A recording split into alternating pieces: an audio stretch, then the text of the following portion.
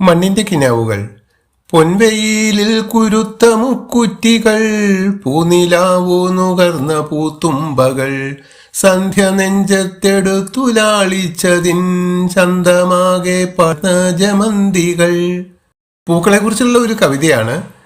മുക്കുറ്റിപ്പൂകൾ, തുമ്പകൾ, ജമന്തികൾ എന്നീ പൂക്കളെ ആണ് ഇവിടെ വർണ്ണിച്ചിരിക്കുന്നത്. മഞ്ഞ നക്ഷത്രമെന്ന പോൽ വേലിയിൽ മഞ്ഞണിഞ്ഞു വിരിഞ്ഞ കോളാമ്പികൾ, കാറ്റിലേക്കു സുഗന്ധമെല്ലായ്പ്പോഴും ചേറ്റി നിൽക്കും പനി നീർമലരുകൾ. കോളാമ്പിച്ചെടികളുടെ പ്രത്യേകത, അതുപോലെ പനിനീർ മലർ എന്ന് പറഞ്ഞാൽ റോസാപ്പൂവാണ്. റോസാപ്പൂവിന്റെ ആ മണത്തിന്റെ പ്രത്യേകത ഇതൊക്കെയാണ് ആ വരികളിൽ പറയുന്നത്. രാത്രി പെറ്റ കുരുക്കുത്തി മുല്ലകൾ, രാജമുദ്രയണിഞ്ഞ ചെന്താരുകൾ, ഭൂമി ചാർത്തിയ കുങ്കുമപ്പൊട്ടുപോൽ തൂമയേറിടും വാടാമലരുകൾ. രാത്രി പറ്റ കുരുക്കുത്തിമുല്ലകൾ എന്ന് പറഞ്ഞാൽ കുരുക്കുത്തിമുല്ല എന്ന് പറയുന്ന ചെടിയുടെ പൂക്കളെ രാത്രിയാണ് വിരിയുന്നത്. അതുപോലെ രാജമുദ്ര അണിഞ്ഞ ചെന്താരുകൾ, ഇവിടെ കൃഷ്ണകിരീടം എന്ന് പറയുന്ന ഒരു ചെടിയാണ് ഉദ്ദേശിക്കുന്നത്. അതിന്റെ പൂ കണ്ടാൽ നമുക്കറിയാം ഒരു കിരീടം പോലെ ഉണ്ടാകും. അതുപോലെ ഭൂമി ചാർത്തിയ കുങ്കുമപ്പൊട്ട് പോലെയുള്ള വാടാമലര്, ആ പൂവിനെയും കവി വർണ്ണിക്കുന്നു. പൂക്കൾ എത്രയോ പൂക്കൾ ഈ ഭൂമി തൻ മക്കളായി പിറക്കുന്നു നിത്യവും, നീലവാനം മിഴികളിലുള്ളവർ, നീർക്കണങ്ങളാൽ മാല ചാർത്തുന്നവർ, ഏതു ചൂടിലും വാടാതെ നിൽപ്പവർ, ഏതിരുട്ടിലും മന്ദഹസിപ്പവർ. വെയിലോ ചൂടോ മഴയോ ഒന്നും പ്രശ്നമല്ല, പൂക്കള് നിത്യവും വിരിഞ്ഞുകൊണ്ടേയിരിക്കുന്നു. അതിരാവിലെ വിരിയുന്ന പൂക്കളിൽ ആ മഞ്ഞുതുള്ളികള് ഇങ്ങനെ മാല പോലെ പറ്റിയിരിക്കുന്നതും കവി കാണുന്നുണ്ട്. പൂക്കൾ മണ്ണിന്റെ ഓമൽ കിനാവുകൾ, പൂക്കൾ ജീവന്റെ പ്രേമപ്രതീക്ഷകൾ.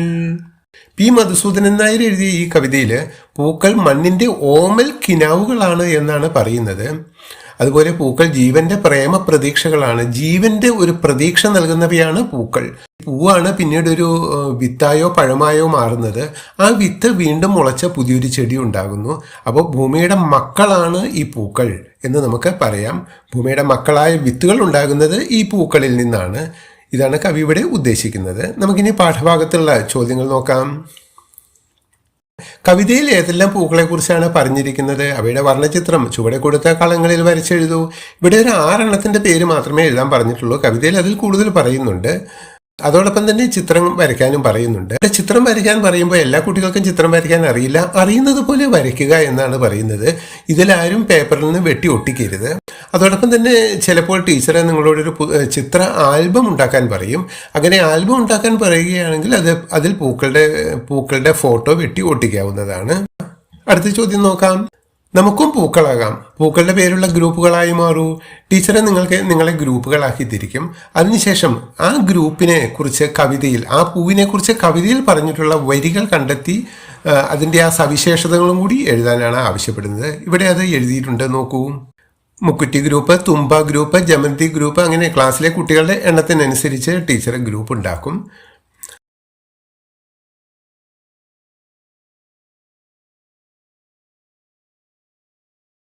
ഓർത്തു ചൊല്ലാം. കവിതയിൽ ആദ്യം പറഞ്ഞത് ഏത് പൂവിനെ കുറിച്ചാണ്? കവിതയിൽ ആദ്യം പറഞ്ഞത് മുക്കുറ്റിപ്പൂവിനെ കുറിച്ചാണ്. ഇനി നമുക്ക് അടുത്ത പ്രവർത്തനം നോക്കാം. പൂക്കളോടൊപ്പം. പൂക്കൾ മണ്ണിന്റെ ഓമൽ കിനാവുകൾ, പൂക്കൾ ജീവന്റെ പ്രേമ പ്രതീക്ഷകൾ. പൂക്കളെക്കുറിച്ച് കവിതയിൽ പൊതുവായി പറയുന്ന കാര്യങ്ങൾ കണ്ടെത്തി എഴുതൂ. ഓരോ പൂവിനെയും തനിത്തനിയായിട്ട് കുറെ ഗുണങ്ങൾ ഇവിടെ പറയുന്നുണ്ട്. അതല്ല എഴുതേണ്ടത്. മുക്കുറ്റിപ്പൂവിന് ഇന്ന ഗുണമുണ്ട്, കോളാമ്പി പൂവിന് ഇന്ന ഗുണമുണ്ട്, റോസ് പൂവിന് ഇന്ന ഗുണമുണ്ട് എന്ന് കവിതയിൽ പറയുന്നുണ്ട്. അതല്ല ഇവിടെ ഉദ്ദേശിക്കുന്നത്. പൊതുവായിട്ട് പൂക്കൾക്കുള്ള ഗുണങ്ങളാണ്. അതിൽ 2 ഇവിടെ തന്നിട്ടുണ്ട്. പൂക്കൾ മണ്ണിന്റെ ഓമൽ കിനാവുകളാണ്, അതുപോലെ പൂക്കൾ ജീവന്റെ പ്രേമ പ്രതീക്ഷകളാണ് എന്ന് തന്നിട്ടുണ്ട്. ബാക്കി നമ്മൾ കണ്ടെത്തി എഴുതണം. ഇവിടെ ബാക്കി എഴുതിയിട്ടുണ്ട്, വായിച്ചു നോക്കൂ. ഭൂമി ചാർത്തിയ കുങ്കുമപ്പൊട്ട് പോലെയാണ് പൂക്കൾ, തൂമയേറിയ വാടാമലരുകളാണ് പൂക്കൾ, പൂക്കൾ ഭൂമിയുടെ മക്കളാണ്, നീലവാനത്തിന്റെ ഭംഗി കണ്ണുകളിൽ ഉള്ളവരാണ്, ഏത് വെയിലിലും വാടാതെ നിൽക്കുന്നവരാണ്, വെള്ളത്തുള്ളികളാൽ മാല കോർക്കുന്നവരാണ്, വെള്ളത്തുള്ളികളാൽ മാല കോർക്കുന്ന. ഈ വരികളിൽ പൂക്കളുടെ സവിശേഷതകൾക്കൊപ്പം മറ്റെന്തെല്ലാം കാര്യങ്ങളാണ് പറയാനുള്ളത്? ചർച്ച ചെയ്ത കുറിപ്പ് തയ്യാറാക്കൂ. നമ്മൾ ഗ്രൂപ്പിൽ ചർച്ച ചെയ്തതിന് ശേഷം ഒരു ചർച്ചാ കുറിപ്പ് തയ്യാറാക്കാനാണ് പറയുന്നത്. അതിൻ്റെ ഉത്തരം ഇവിടെ കൊടുത്തിട്ടുണ്ട്, വായിച്ചു നോക്കൂ.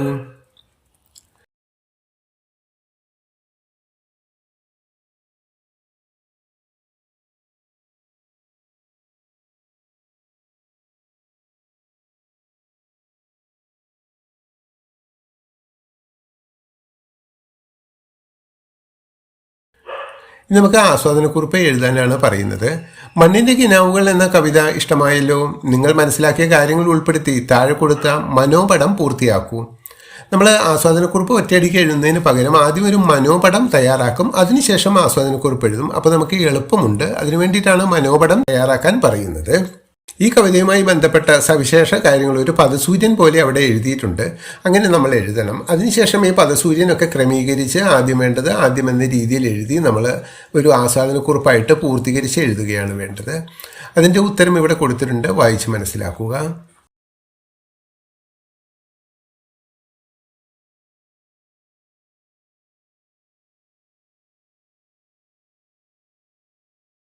മനോപടത്തിൻ്റെ സഹായത്തോടെ ആസ്വാദനക്കുറിപ്പ് തയ്യാറാക്കൂ. ഇവിടെ ഞാനൊരു ആസ്വാദനക്കുറിപ്പ് തയ്യാറാക്കിയിട്ടുണ്ട്. നമ്മൾ ഇതുവരെ 4ാം ക്ലാസ് വരെ തയ്യാറാക്കിയ ആസ്വാദനക്കുറിപ്പ് അല്പം ചെറുതായിരുന്നു. എന്നാൽ ഇനി അങ്ങോട്ട് അല്പം കൂടി വിശദീകരിച്ച നിലവാരത്തിലുള്ള ആസ്വാദനക്കുറിപ്പാണ് എഴുതേണ്ടത്.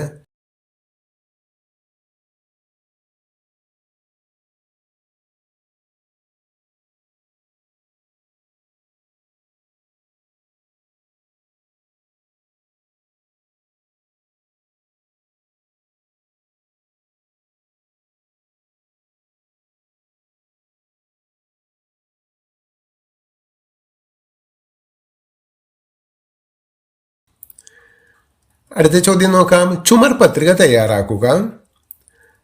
കവി പറഞ്ഞ കാര്യങ്ങളും നിങ്ങൾക്ക് അറിയാവുന്ന മറ്റു വിവരങ്ങളും കൂട്ടുകാർ വരച്ച ചിത്രങ്ങളും എല്ലാം ചേർത്ത് നമ്മളൊരു ഗ്രൂപ്പിൻ്റെതായ ഒരു ചുമർ പത്രിക തയ്യാറാക്കണം.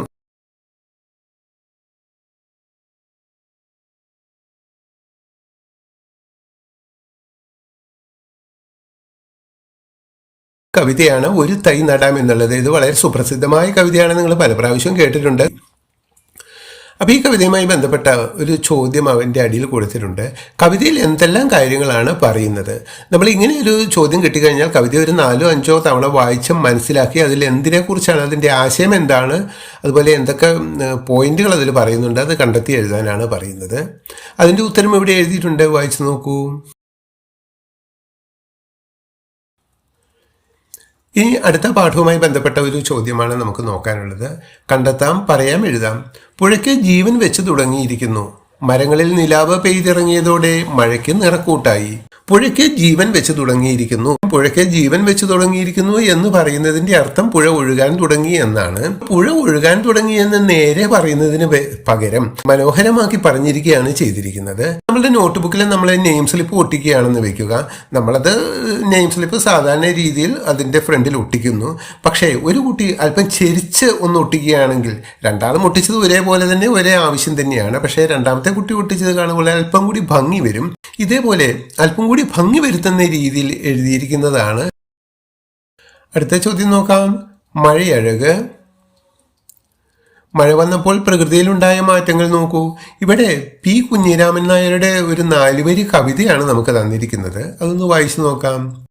എണ്ണ കണ്ടു മാമലകൾ, പണക്കാരായി പറമ്പുകൾ, മരുന്നു വെച്ചു മുറികൾ കെട്ടി വെട്ടേറ്റ കാടുകൾ. മല കാണുമ്പോൾ ഒരാൾ തലയുയർത്തി നിൽക്കുന്നത് പോലെയാണ് കവിക്ക് തോന്നുന്നത്. അപ്പോൾ ആ തലയുടെ മുകളിൽ മഴ പെയ്തപ്പോൾ അത് തലയിൽ എണ്ണ വെക്കുകയാണ്. നമ്മളെ ചൂടത്തു നിന്നൊക്കെ വന്ന് തലയിൽ എണ്ണ വെച്ച് കുളിക്കുമ്പോൾ ഒരു നല്ലൊരു കുളിർമ തോന്നും.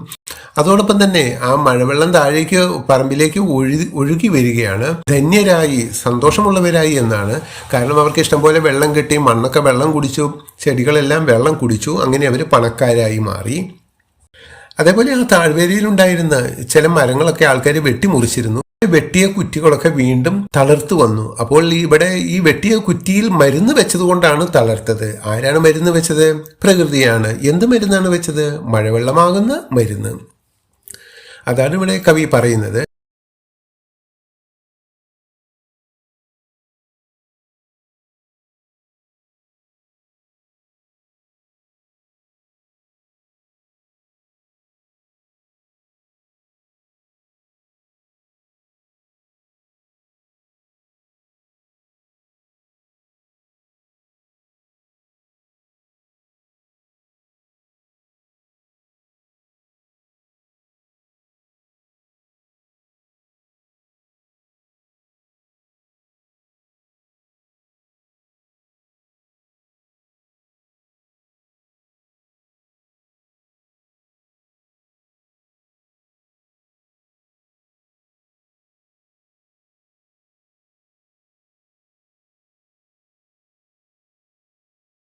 ഒറ്റയ്ക്കും കൂട്ടായും.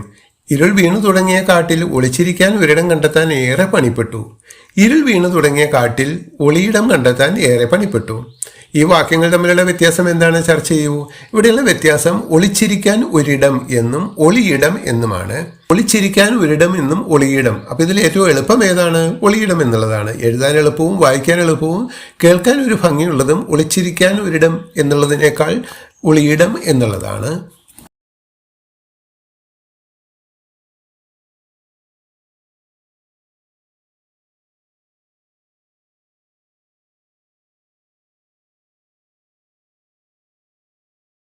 മിണ്ടിയും പറഞ്ഞു.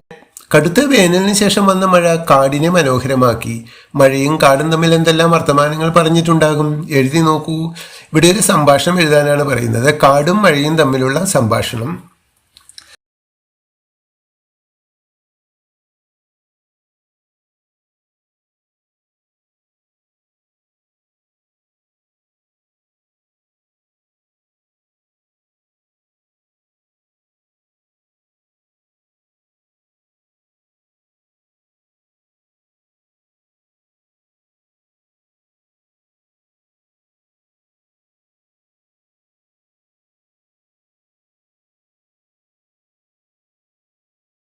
വരികൾക്കിടയിൽ ഒരു പുൽനാമ്പ എനിക്കിപ്പോൾ വൻമരമാണ്, നിന്റെ ഓരോ ഇതളും എനിക്കൊരു പൂവാണ്.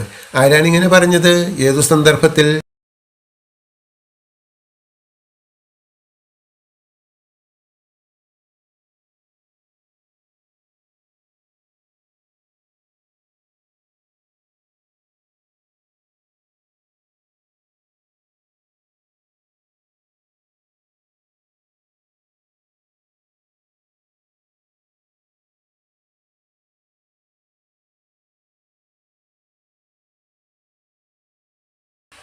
പ്രകൃതി പാഠങ്ങൾ. മണ്ണിന്റെ കിനാവുകൾ എന്ന കവിതയിലൂടെ നമ്മൾ പരിചയപ്പെട്ടത് പ്രകൃതിയുടെ സൗന്ദര്യമാണ്. കാട്ടിലെ മഴ എന്ന അനുഭവക്കുറിപ്പിലൂടെ മഴയുടെ സൗന്ദര്യവും ഡേസി ചെടി എന്ന പാഠത്തിൽ പരസ്പര സ്നേഹത്തിന്റെ മനോഹരമായ ആവിഷ്കാരവും കാണാം.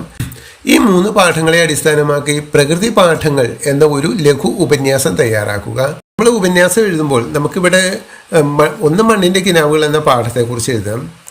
അതുപോലെ കാട്ടിലെ മഴയെക്കുറിച്ച് എഴുതണം, ഡേസി ചെടിയെക്കുറിച്ച് എഴുതണം. അതോടൊപ്പം തന്നെ ഉപന്യാസത്തിനൊരു തുടക്കം വേണം, ഉപസംഹാരവും വേണം. ഇതെല്ലാം നമ്മൾ ഓരോരോ ചെറിയ ഖണ്ഡികകളായിട്ടാണ് എഴുതേണ്ടത്.